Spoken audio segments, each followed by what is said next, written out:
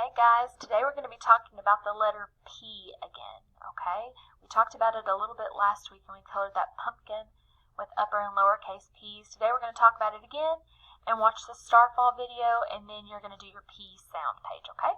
So let's look at our letter card. What letter is this? This is the letter P, and P says P. Let's say that 3 times together. You ready? P says P. P says P. P says P. P is a consonant. That means it just makes the one sound. P is the only sound it makes. Let me flip over here and share my screen with you, and we are going to watch the P activity on Starfall.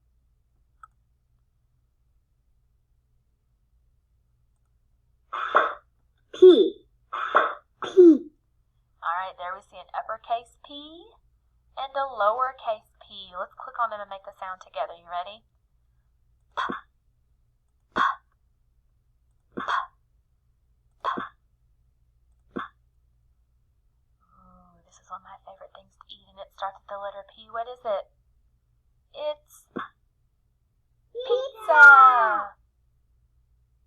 Pepperoni pizza. What's this P word? What do you think it is? Let's see if you're right. Pink pigs.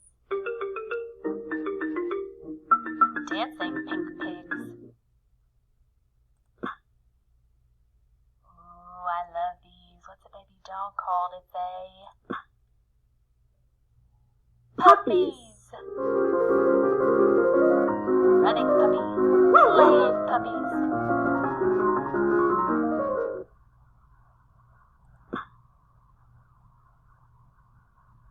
Alright, so that's our activity for the letter P. Let me switch back here to me, and let's look at our sound page for the letter P. I want you to get this page out of your packet. Okay? Your P sound page. And I'm going to kind of go over the directions, and then you're going to do it on your own, okay?